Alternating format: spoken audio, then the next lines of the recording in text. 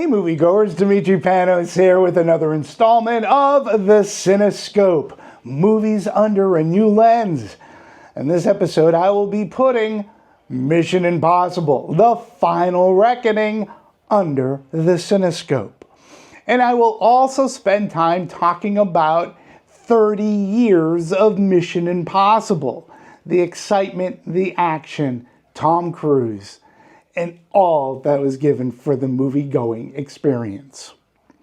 Mission Impossible: The Final Reckoning puts the exclamation point in making the Mission Impossible series the best in action movie genre of our time, maybe even all time. I'm not going to go too deep into plot so as not to spoil anything. The Final Reckoning takes place shortly after the events of Dead Reckoning Part 1, and when we last left IMF lead Ethan Hunt, he had just clipped the cruciform key from Gabriel, liaison messenger of the Entity, a rogue, self-aware AI capable of penetrating and rewriting all of the world government's military cybersecurity. Each superpower wants possession of the key, for what country controls the Entity can literally control the world. Ethan Hunt, however, is of the firm belief that this absolute power will corrupt absolutely. No country, no person should possess this power, and Hunt wants to destroy it. The US wants to contain it, again putting Ethan Hunt in moral odds between man and country. Gabriel, the Entity, the world, they're all after Ethan Hunt. And this mission may very well be Impossible Mission Force's Final Reckoning. Christopher McQuarrie and co-writer Eric Jenderson cleverly interweave 30 years of Mission Impossible movies by creating a narrative thread which started on May 22nd, 1996. Yes, the opening date of the original Mission Impossible, and also a date, by the way, which ends up having important narrative context in The Final Reckoning. Well, The Final Reckoning character and story come full circle. The callback and nostalgia is amazing. It never feels forced, and as a moviegoer and a fan, I was surprised to how it all made sense.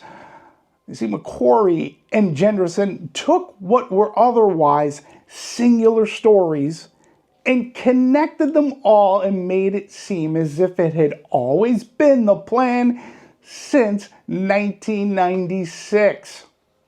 Put another way, Final Reckoning is Mission Impossible's endgame.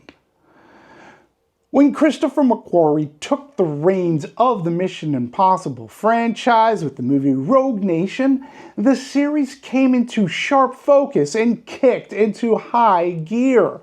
The following movies, which include Fallout, Dead Reckoning Part 1, and now The Final Reckoning, never let up on the action, the stunts, and the storytelling. They never become monotonous or repetitive. Only bigger and better. It's a rarity among sequels, especially when one is coming in on the fifth movie. As if they're each other's muses, Tom Cruise and McQuarrie pushed the envelope with each installment, making each mission impossible to miss on the biggest screen possible, and having moviegoers asking, how is Tom Cruise going to try and kill himself in the next movie?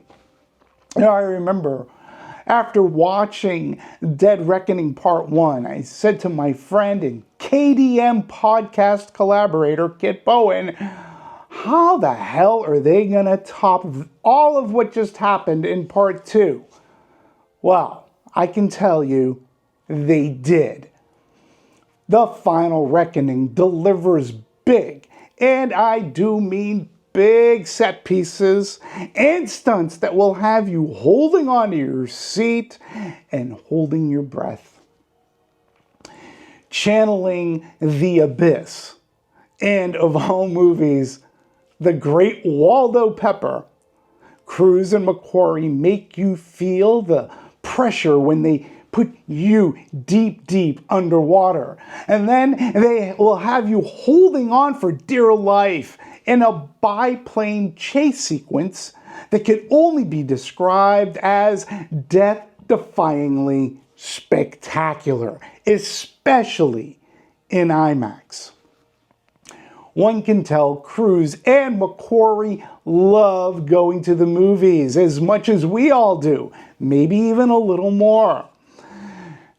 So they like making movies too, thankfully for us. They're obviously inspired by their own movie-going experiences. The two creatively infuse their passion to make stunning movie magic. Why do I believe the Mission Impossible series or franchise has earned its place as one of the best, if not the best, within the action genre? Well, I have a few reasons. First and foremost is its main character, Ethan Hunt. Ethan is a true hero. He's not a superhero, although his actions take on feats of superhero grit. Ethan Hunt is just a man who's guided by a moral compass that points by definition true north, and he never wavers from his belief and conviction of doing and being good. One can never call Ethan Hunt a reluctant hero. He never shies away from responsibility. He always knows, and in many cases more than those around him, the stakes involved.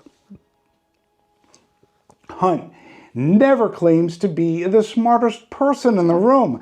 He relies and trusts the capabilities of those around him. And Hunt is loyal to his team, almost to a fault. Time and time again, he will always, to the best of his capabilities, choose to protect the members of his team, his friends. His enemies often use his loyalty against him. Throughout these nearly 30 years, Ethan Hunt has been the constant. Audiences have been introduced to a number of IMF team members. Some inexplicably disappear. Some meet a tragic and sad end. Some, such as Luther Stickle, the only other character to appear in all of the Mission Impossible movies, and, of course, Benji Dunn, who holds second most appearances in Hunt's adventures. They are Hunt's voices of reason and options, of which they try to give him as many as possible. Ethan, Luther, and Benji are the impossible trinity. They characteristically represent the movie's continuity. While other characters have come and gone, they provide a comfort to Hunt, and even more importantly, to the movie-going audience. There are very few, I'd argue, if any, other action series where each installment has been so entertainingly consistent for so long. One could say, well, what about Marvel's MCU? What about Star Wars? What about my personal favorite, Star Trek and James Bond? And there's probably many more you could note. I would assert Mission Impossible, with its 8 movies, its continuity of narrative and character, has accomplished something some of those others haven't. I'll further explain. As a moviegoer, or as moviegoers, there is one aspect we all share. It's rarely thought of or discussed. When it comes to this sequel, we all share great anticipation. We love the first movie. We want the next movies to be as good, if not better. There is a huge I can't wait to see property to it. But we also share in great hope for that sequel or sequels to be good. Sometimes our hopes far exceed the quality of said sequel. Sometimes the movie or movies end up letting us down. It's happened in nearly every franchise, and I would make the point not so much with the Mission Impossible movies. Here's why I say that. Look, you may not like all the movies the same. Some are better than others, okay. But one can't honestly and really point to any of the 8 movies and say, that movie sucked, it was the worst movie ever, worst of the series, it tanks the series. Rarely has there been a theatrical movie series involving 8 or more movies where all have been of quality entertainment. To be fair, I might point out the first few phases of the MCU leading up to Endgame and the book adaptations of the Harry Potter series. All of a high caliber. All 8 Mission Impossible movies have been extraordinarily consistent. Consistent in providing excellent action, storytelling, and Tom Cruise always giving it his all. The Mission Impossible movies have excelled in providing a wicked good movie-going experience. I talked about the various IMF teams. Well, I'm going to focus right now on the current team. Many carried over from Dead Reckoning Part 1. Thankfully, Haley Atwell's Grace. She's a thief with magic-like reflexes. She becomes a pivotal ally to Ethan. Atwell is a very welcome addition. She is Grace in both form and function, as is once assassin for Gabriel Paris, played by Palm Clementieff. Paris's expertise is utilized in ways beyond just killing. She now protects. Clementieff is a great presence and fun to watch as Paris kicks butt.